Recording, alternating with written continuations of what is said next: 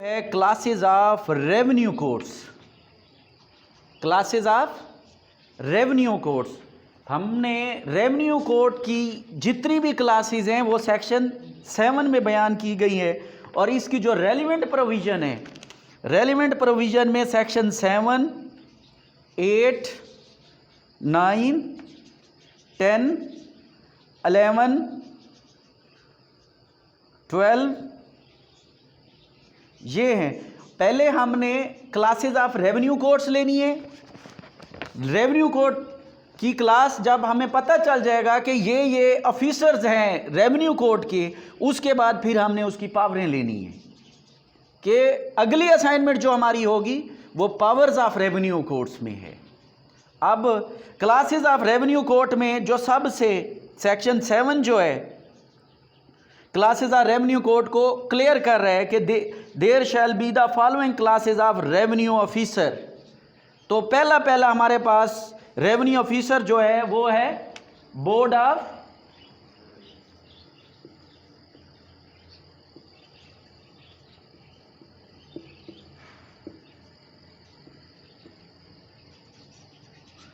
Of revenue. Board of revenue जो है ये हेड ऑफ डिपार्टमेंट है रेवेन्यू कोड्स में। तमाम रेगुलेशन वहीं से आती है, तमाम सुपरिटेंडेंस जो होगी वो बोर्ड ऑफ रेवेन्यू जारी करता है, और एडमिनिस्ट्रेशन जो है तमाम रेवेन्यू मैटर्स की इसके पास होती है। फिर दूसरे नंबर पे हमारे पास आ जाता है कमिश्नर।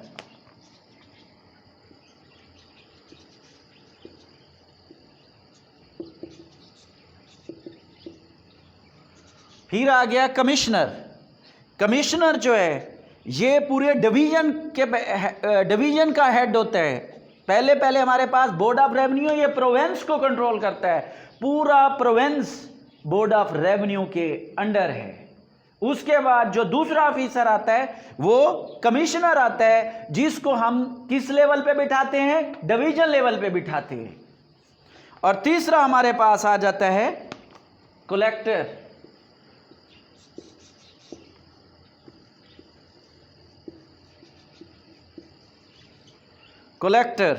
और कलेक्टर की जो रेवेन्यू कोड्स में इंपॉर्टेंस है, ये डिस्ट्रिक्ट का हेड होता है। डिस्ट्रिक्ट में जितनी भी रेवेन्यू कलेक्शन होती है वो इसके जरिए होती है, और ये जवाबदेह होता है बोर्ड ऑफ रेवेन्यू को।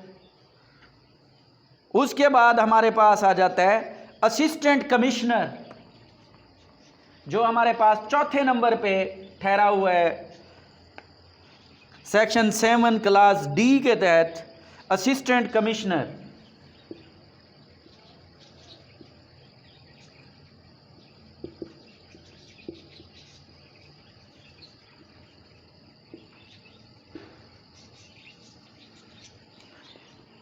डिस्ट्रिक्ट के बाद जो डिवीजन होती है, अब देखें हर चीज की डिवीजन है, हर चीज डिवीजन के तहत चल रही है। पहले हमारे पास पाकिस्तान है। पाकिस्तान की कंपोजिशन है, उसको फिर 4 सूबे, आज़ाद जम्मू कश्मीर, फाटा, ये मिला के पूरे पाकिस्तान को कवर अप कर रहे हैं। और हमारे पास एडमिनिस्ट्रेटिव एरिया में गिलगित बिल्तिस्तान भी मौजूद ठहरा हुआ है, जिसको हमने सिर्फ एडमिनिस्ट्रेटिवली ये किया हुआ है। अभी हमने उसको सूबे का दर्जा उसको दिया हुआ है, लेकिन बाकी इसमें वफाकी तौर पर तो हम लुक आफ्टर कर सकते हैं, अदरवाइज इसको प्रोविंशियली तौर पर जैसे 4 सूबों की इंपॉर्टेंस है उस तरह की इंपॉर्टेंस अभी इसको नहीं मिली, क्योंकि उस पर अभी उसकी सेक्रेटरीट बनने वाले हैं। फिर हमारे पास ये पाकिस्तान 4 सूबे हो गए, 4 सूबे मिला के एक पाकिस्तान बनता है। फिर सूबे को बनाने वाले डिवीजन आ जाते हैं। डिवीजन किससे मिलके बनते हैं, डिस्ट्रिक्ट से मिलके डिवीजन बनते हैं। फिर डिस्ट्रिक्ट कैसे बनते हैं, तहसीलें मिला के हम क्या बना देते हैं, डिस्ट्रिक्ट बना देते हैं। और हमारे पास जो असिस्टेंट कमिश्नर है, इसको हम किसका हेड बनाएंगे, अब तहसील का हेड बनाएंगे। फिर आ जाता है हमारे पास 5वें नंबर पे assistant collector of the first grade.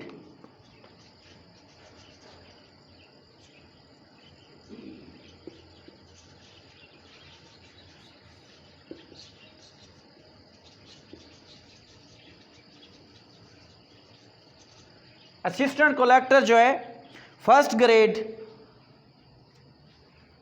और ये जो है ये इनके सब महतहत होते हैं। असिस्टेंट कलेक्टर फर्स्ट ग्रेड और assistant collector of second grade ये असिस्टेंट कमिश्नर के महतहत होते हैं और तहसील को ये हैंडल करते हैं।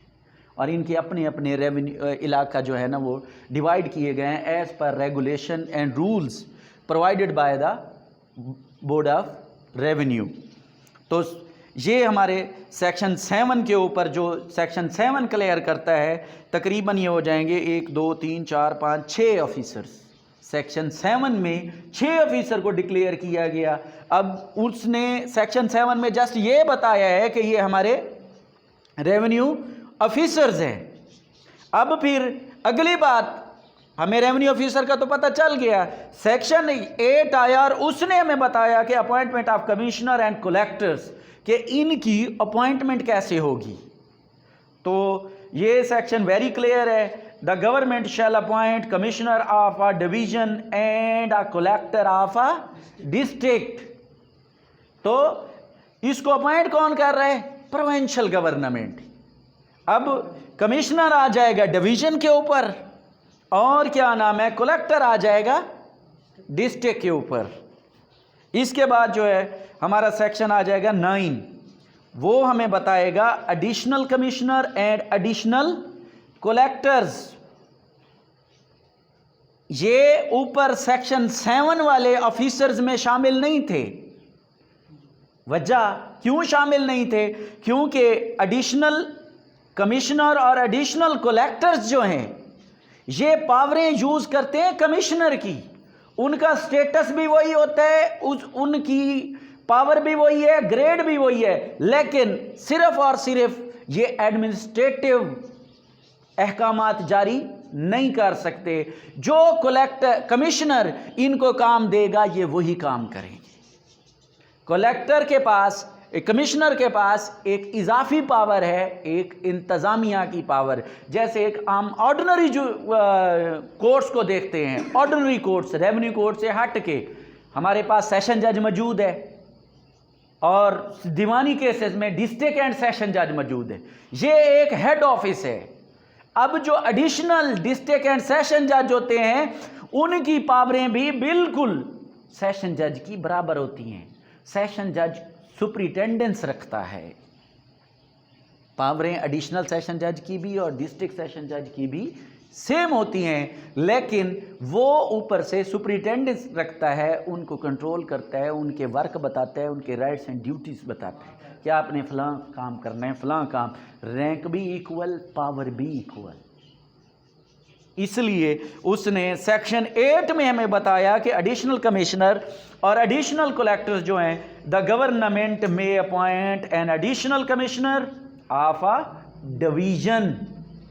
तो किधर आ गए? ये डिवीजन पे आए।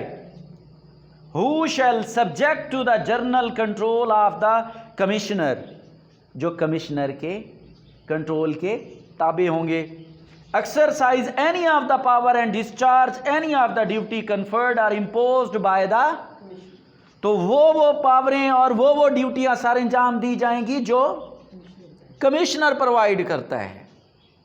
और यही हमारी बेसिक असाइनमेंट है कि हमने उसकी अपॉइंटमेंट देखनी है। यहाँ पे classes of revenue courts and appointments, और अगली असाइनमेंट जो हमारी आएगी वो उसकी पावर्स की बात आएगी। फिर उसने कहा the government may appoint an additional collector of a district. तो एडिशनल कमिश्नर डिवीजन लेवल पे आया। कमिश्नर किधर बैठता है? डिवीजन पे बैठता है ना। कलेक्टर किधर बैठता है? डिस्ट्रिक्ट पे बैठते हैं, तो उसका एडिशनल कलेक्टर। अब देखें, the government may appoint an additional collector of a district who shall subject to the general control of the collector. ये एक इजाफी उसका काम वर्क को देख के कि कलेक्टर के पास इतना वर्क है कि पूरे डिस्ट्रिक्ट को कवर करना मुश्किल हो जाता है। वो इंतज़ामिया को भी संभाले, साथ में क्या नाम है रिकॉर्ड्स को भी देखे। तो अब कलेक्टर के पास इतना टाइम नहीं है कि वो कोर्ट्स भी सुने और इंतज़ामी मामलात को भी देखे। तो उसकी हेल्प आउट करने के लिए एक और ऑफिस बनाया गया और उसका नाम उन्होंने एडिशनल कलेक्टर का नाम दिया। कि वर्क भी, इंतज़ामी अमूर भी सर अंजाम दे सके और अदालती अमूर भी सर अंजाम दिए जा सके। तो कहते हैं exercise any of powers and discharge any of the duty conferred upon imposed on the collector. Conferred अता करना, जो ड्यूटी, जो पावर कलेक्टर उसको अता करेगा, एडिशनल कलेक्टर वो ही पावरें सर अंजाम देगा। समझ आ गई? इसके बाद हमारे पास आ जाता है 10वें नंबर पे assistant commissioner and assistant collector. अब देखिए दोनों ऑफिसर, पहले उसने एडिशनल कमिश्नर लगाया, फिर उसने एडिशनल कलेक्टर लगाया, अब भी वही है। अब एडिशनल के बाद असिस्टेंट आ गया, ये एडिशनल का मातहत होगा, लेकिन ये सारे के सारे मातहत किसके हो जाएंगे? एडिशनल और असिस्टेंट कलेक्टर है तो कलेक्टर के मातहत होंगे, एडिशनल कमिश्नर और असिस्टेंट कमिश्नर जो होगा वो कमिश्नर के मातहत होंगे। तो कहता है the government may appoint in a district as many assistant commissioner as many. अब उसका दिल करे जितने लगा दी। उसने क्या कहा है कि डिस्ट्रिक्ट में एज मैनी, जितने चाहे वो assistant commissioner and assistant collector of first and second grade as it may deemed expedient. Expedient का मानी होता है जैसे वो मुनासिब समझे, डीम्ड जैसे वो, डीम्ड का मतलब समझना, एक्सपीडियंट मुनासिब, जैसे वो मुनासिब समझे वर्क के लिहाज से, कोर्ट्स के केसेस के हवाले से। तो 1 लगा दे, 2 लगा दे, 3 लगा दे, तो जितना वर्क होगा उसके मुताबिक उन्होंने आगे हमें ऑफिसर प्रोवाइड कर दिए। फिर हमारे पास आ जाता है द गवर्नमेंट में place the revenue administration of. Place का मतलब कैप्ट है, रखना है, यहां पे जगह के मानी में नहीं यूज हो रहा। तो कहता है कि द गवर्नमेंट में place the revenue administration of sub division in the charge of N assistant commissioner. अब देखें कि गवर्नमेंट जो होगी उसके पास डिस्क्रिशनरी पावर है कि वो रखेगी, प्लेस रखेगी द रेवेन्यू एडमिनिस्ट्रेशन, जो रेवेन्यू इंतजामिया होगी वो रखेगी किस में? Of a sub division. किसकी? सब डिवीजन किसे बोलते हैं? आप उमर बस ऐसे डिवीजन के, सब डिवीजन तो हो गया हमारा पूरा होल रीजन एरिया जिसको बोलते हैं। तो रीजन जो बनता है वो डिस्ट्रिक्ट से बनता है। सब डिवीजन का क्या मतलब है? हाँ, तहसील बनता है, लगाया तुक्का है, वैसे ऐसे है ना। तो लोग सब डिवीजन का नाम क्या लेते हैं जी? डिस्ट्रिक्ट हो गया डिवीजन का, ऐसे नहीं लेना। सब डिवीजन का मतलब भी तहसील है कि डिस्ट्रिक्ट के बाद उन्होंने सब डिवीजन मजीद डिवाइडेशन कर दी उसकी। तो ये बात आपने कहीं नहीं कह देनी कि डिवीजन हो गया हमारा रीजनल एरिया और सब डिवीजन हो गया डिस्ट्रिक्ट, ऐसे नहीं करना। तो अब देखें उसने हमें कहा कि जो सब डिवीजन की रेवेन्यू एडमिनिस्ट्रेशन है, रेवेन्यू इंतजामात जो हैं वो किसके पास गवर्नमेंट ने रखी हुई है? In the charge of N assistant commissioner. उसका हेड ऑफ डिपार्टमेंट, जो तहसील का हेड ऑफ डिपार्टमेंट बनाया गया है, किसको बनाया गया है? असिस्टेंट कमिश्नर को बनाया गया। असिस्टेंट कलेक्टर नहीं लेना। ये कह देना कि जी आप एक तरतीब बना लें, बना के बैठ जाएं अपनी तरफ से कि कह दें जी division board of revenue province पे आ गया, हमारे पास कमिश्नर आ गया, इसके ऊपर डिवीजन के ऊपर कलेक्टर आ गया हमारा, किसके ऊपर? डिस्ट्रिक्ट के ऊपर, और साथ में ये भी कह देंगे कि असिस्टेंट कलेक्टर आ गया तहसील के ऊपर। ये वाला ऑफिस हमें कंफ्यूजन क्रिएट कर देता है। हमने ऊपर से लेने, असिस्टेंट कमिश्नर को उसने हेड बनाया हुआ है इसके लिए, सब डिवीजन के लिए, तहसील के लिए। तो कहते हैं कि the government The government may place the revenue administration of subdivision in the charge of and section 1 of 16 says of section 16. फिर उसने कहा द गवर्नमेंट में कन्फर अता करेगी any of the powers of the collector, collector की any में बहुत सारी पावरें हैं कलेक्टर की, उनमें से कोई of the collector on an assistant collector of the first grade under subsection 1 of section 16. Section 16 में जितनी पावरें दी गई हैं कलेक्टर की, उनमें से कोई पावर जो किसको पसंद है, गवर्नमेंट को पसंद है कि ये पावरें कलेक्टर की पावरें जो होंगी वो हम किसको अता कर देंगे, असिस्टेंट कलेक्टर को। फिर उसने कहा ये हमारा कि सब सेक्शन 3 पढ़ा ना असिस्टेंट कलेक्टर वाला।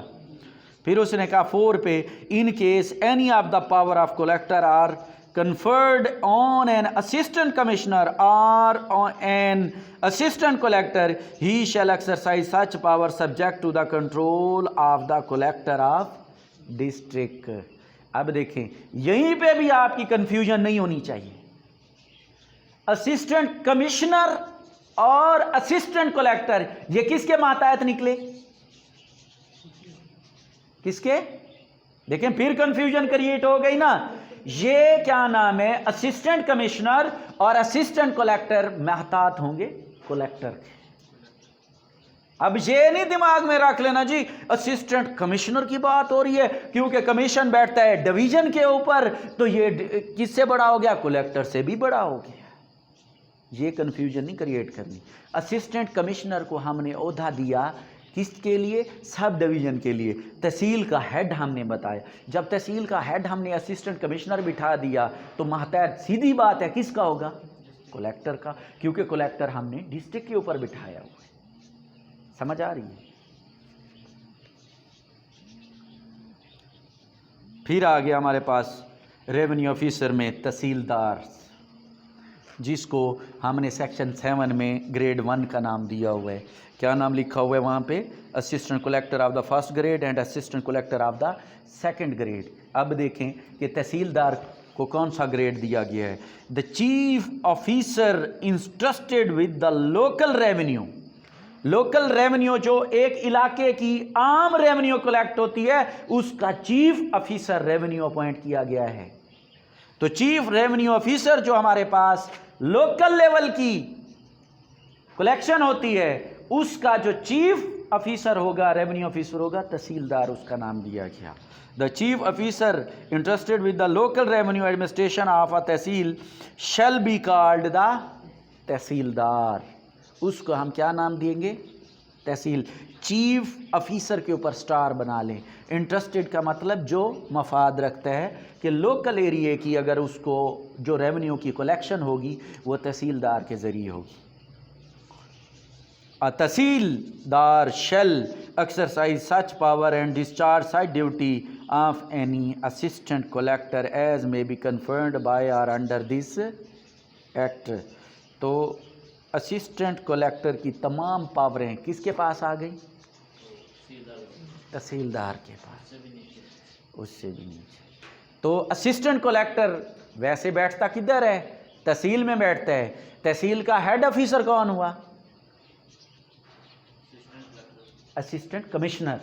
यही मैं बात कह रहा हूँ, बार बार कह रहा हूँ कि यहीं पे आपने आके कंफ्यूज नहीं होना कि कमिश्नर को हम डिवीज़न पे डील करते हैं, जैसे एडिशनल कमिश्नर भी डिवीज़न लेवल पे मातहत कमिश्नर के मातहत काम करते हैं, तो असिस्टेंट कमिश्नर भी उधर होगा ना।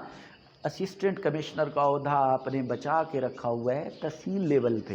तहसील लेवल पे जब ओहदा है तो असिस्टेंट कमिश्नर मातहत हो जाएगा कलेक्टर का। सिर्फ कमिश्नर के अल्फाज में मिक्सचर क्रिएट नहीं करना आपने।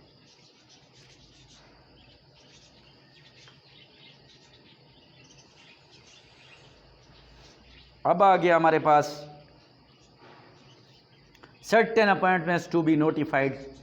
ये जो हमने मखसूस, सर्टेन का मानी क्या होता है, मखसूस जो हमने अपॉइंटमेंट्स की हैं। The appointment of all officer under this chapter shall be by notification.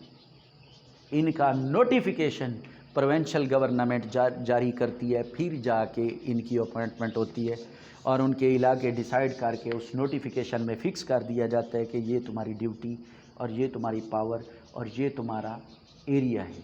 यही नोटिफिकेशन अगर वो 17 ग्रेड का है तो ऑफिशियल गज़ट में शाये होगा, अदर 7 ग्रेड के नहीं हैं, 15 ग्रेड पे 16 ग्रेड के हैं तो नोटिफिकेशन डायरेक्ट उस ऑफिस में आ जाता है और उसको बंदे को हायर किया जाता है। ये हमारी जो होंगी रेवेन्यू ऑफिसर की क्लासिफिकेशन एंड अपॉइंटमेंट्स। ये दिमाग में 100% बिठा दीजिएगा, इन तमाम की अपॉइंटमेंट्स कौन करती है? Government, provincial government. कभी बोर्ड ऑफ रेवेन्यू में मिक्स नहीं करना, बोर्ड ऑफ रेवेन्यू नहीं अपॉइंट करता इनको, गवर्नमेंट देखती है, अपने अखराजात देखती है, क्योंकि एक ऑफिसर अपॉइंट होता है तो उसकी तनख्वाहें, उसका ऑफिस, उसका तमाम इंतज़ामात उसको देखी। ये इन अपॉइंटमेंट्स की ज़िम्मेदारी सिर्फ़ और सिर्फ ओनली प्रोविंशियल गवर्नमेंट है। और जो वर्क की काम है, जो वर्क इंतज़ामी एडमिनिस्ट्रेशन की जो सुपरिटेंडेंट्स हैं वो उन्होंने बोर्ड ऑफ रेवेन्यू में रखी हुई प्लेन की है क्लासेस ऑफ रेवेन्यू ऑफिसर। और दूसरी हमारे साथ उसके साथ जो दूसरा वर्ड अटैच था वो था अपॉइंटमेंट ऑफ रेवेन्यू ऑफिसर। अब हमने उनकी क्लासिफिकेशन भी तो कर ली, साथ में हमने उनकी अपॉइंटमेंट भी तो दे दी। अब उनको पावरें देंगे तो इफेक्टिव होगा ना। जब हम पावर की बात करते हैं तो फिर हमारे पास जो रेलिवेंट प्रोविजन आती है इसमें सेक्शन 13, 14, 15,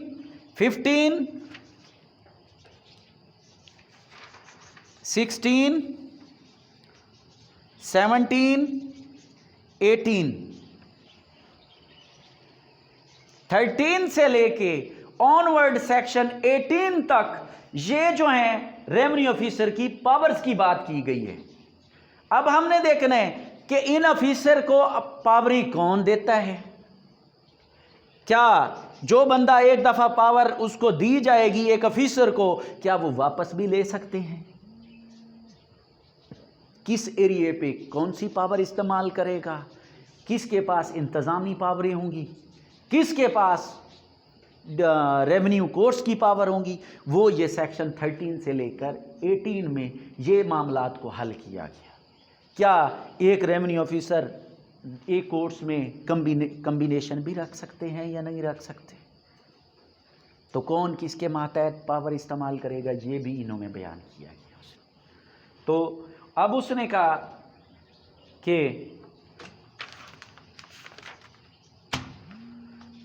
जो सेक्शन 13 है और ये उसने हेड इसका जो नाम दिया है एडमिनिस्ट्रेटिव कंट्रोल, इंतज़ामी कंट्रोल करने के लिए उसने ये तमाम पावरें दी गई कि अगर किसी ऑफिसर के पास पावर नहीं होगी तो वो काम भी नहीं कर सकता। एक आम आदमी भी उसको रोक लेगा कि भाई किधर आए हो, आपके पास कोई अथॉरिटी लेटर है, आप किस सेक्शन के तहत, किस कानून के तहत हमारे से रेवेन्यू इकट्ठा करने शुरू कर दी है। तो जब तक पावरें नहीं देंगे किसी भी ऑफिसर को तो वो अपना काम भी सर अंजाम नहीं दे सकता। तो इसलिए उस जो पहला हमारा है जो सेक्शन 7 की चैप्टर 3 है वो रिलेट ही इसी बात से करता है, अपॉइंटमेंट, क्लासिफिकेशन के बाद उसने कहा कि इनकी अपॉइंटमेंट कर दें और एक और हेड में बना दिया एडमिनिस्ट्रेटिव कंट्रोल और पावर्स का, इनको दो हिस्सों में तकसीम कर दिया उसने। उसके बाद हमारे पास चैप्टर 4 आएगा। एक चैप्टर, ये चैप्टर 3 जो है ये डील करता है रेवेन्यू ऑफिसर्स की classification, appointment, administrative control and powers. तो 4 हेड बना के उसने इस चैप्टर को डिवाइड करके रेवेन्यू ऑफिसर्स की अपॉइंटमेंट, क्लासिफिकेशन और पावर का मसले को ख़त्म किया उसने। तो अब देखें superintendence and control of revenue officer. तो रेवेन्यू ऑफिसर का कंट्रोल किसके पास है और उसकी निगरानी किसके पास है? The board of revenue shall be subject to the control of government. तो सबसे पहले जो बड़ा हाई ऑफिस है रेवेन्यू मैटर में वो बोर्ड ऑफ रेवेन्यू है और वो किसके कंट्रोल में किताबें हैं? प्रोविंशियल गवर्नमेंट की। तो बोर्ड ऑफ रेवेन्यू जवाबदेह है किसको? प्रोविंशियल। उसने गवर्नमेंट ने हर ऑफिसर को आके नहीं चेकआउट करना कि क्या कर रहा है, कितना रेवेन्यू ला रहा है। उसने सिर्फ बोर्ड ऑफ रेवेन्यू से रिपोर्ट कलेक्शन करनी है कि आपके ऑफिसर्स क्या कर रहे हैं। उसने एक बंदे को लेना है, एक इदारे को लेना है। वो तहसीलदार के पास गवर्नमेंट नहीं आके पूछेगी कि ये क्या कर रहे हैं, क्योंकि तमाम जो एडमिनिस्ट्रेटिव कंट्रोल है रेवेन्यू का वो बोर्ड ऑफ रेवेन्यू के पास है। और बोर्ड ऑफ रेवेन्यू जो महतात है किसके? प्रोविंशियल गवर्नमेंट के पास है। The general superintendence and control over all other revenue officers. तो कहते हैं कि जो बोर्ड ऑफ रेवेन्यू से हट के जितने भी ऑफिसर हैं उनका कंट्रोल किसके पास है? शैल बी वेस्टेड। वेस्टेड का मानी अता करना। In and all such officer shall be subordinate to the board of revenue. सिर्फ बोर्ड ऑफ रेवेन्यू में आता है किसका? प्रोविंशियल गवर्नमेंट का। तो बाकी बोर्ड ऑफ रेवेन्यू से लेकर commissioner, collector, additional collector, additional commissioner और असिस्टेंट कमिश्नर, एडिशनल कलेक्टर और assistant collector, tehsildar, assistant commissioner first grade, assistant collector first grade and second grade, ये सारी ऑफिसेज जो हैं ये किसके मातहत आ गए? बोर्ड ऑफ रेवेन्यू के तहत। कल्ला board of revenue provincial government के मातहत हो गया हैं, ये सारे के सारे गवर्नमेंट के। लेकिन जब हम उसकी पावरें देते हैं, इंतज़ामी वर्क को देखते हैं, तो इंतज़ामी वर्क के लिहाज से प्रोविंशियल गवर्नमेंट ने पकड़ना है सिर्फ और सिर्फ बोर्ड ऑफ रेवेन्यू को।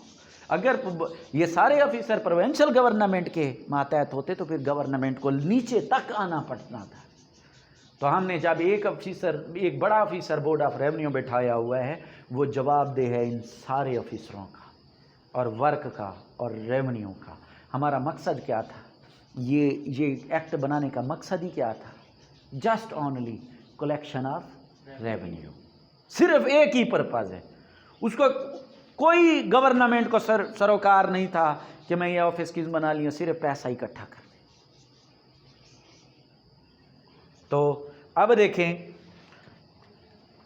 कि the board of revenue shall be subject to the control of government. Sub class 2 the general superintendent and control over all other revenue officer shall be vested in and all such officer shall be subordinate to the board of revenue. तो बाकी तमाम officer board of revenue से हट के किसके मातहत होंगे? Board of revenue के। फिर तीसरी क्लास आई subject to the general control of board of revenue और commissioner shall control all other revenue officer in the division. तो तीसरी क्लास फिर आके क्लियर करती है कि subject to the general control of board of revenue. Subject का मानी क्या होगा? सब्जेक्ट टू का ताबे। एक खूबसूरत सा लफ्ज है कि सब्जेक्ट टू का मतलब है ताबे। To the general control of board of revenue. Board of revenue को जो आम कंट्रोल है कहते हैं उसके ताबे रहते हुए a commissioner shall control all other officer in the division. पूरे डिवीजन में जितने ऑफिसर होंगे, अब पूरे डिवीजन में कमिश्नर से हट के कितने ऑफिसर आ गए? Additional commissioner, assistant commissioner, collector, additional collector और असिस्टेंट कलेक्टर, तहसीलदार। इन सब का कंट्रोल किसके पास आ गया? और कमिश्नर ताबे रहते हुए general control of board of revenue. Clear हुआ? फिर कहते हैं कि subject to the general control of the board of revenue and the commissioner. अब देखें एक लफ्ज़ और ऐड हो गया, कमिश्नर। हम किस लेवल पे आ रहे हैं? डिस्ट्रिक्ट लेवल पे आ रहे हैं। तो general control board of revenue को भी ताबे रहते हुए और जनरल कंट्रोल कमिश्नर के भी ताबे रहते हुए the collector of the district shall exercise control over the revenue officer in the district. तो हर बंदे की एक जिम्मेदारी है, हर डिपार्ट की एक जिम्मेदारी है, हर डिवीजन की और हर एरिया की अपनी जिम्मेदारी है। अब प्रोविंशियल गवर्नमेंट को कोई मसला पड़ता है या किसी के पास, तो वो हर ऑफिसर के दरवाजे पे नहीं आएगी, उसने बोर्ड ऑफ रेवेन्यू के सर पे बैठ जाना है, बोर्ड ऑफ रेवेन्यू बैठ जाएगा डिवीजन कमिश्नर के सर पे, और कमिश्नर बैठ जाएगा डिस्ट्रिक्ट के सर पे, कलेक्टर के सर के ऊपर, कि अपने वर्क को ठीक करें। एक स्कीम आ रही है, उस स्कीम के तहत चलें। तो subject to the general control of the board of revenue and the commissioner, the collector of the district shall exercise control over the revenue officer in the district. और डिस्ट्रिक्ट में 2 ही officer बचते हैं हमारे पास, assistant commissioner, collector और तहसीलदार।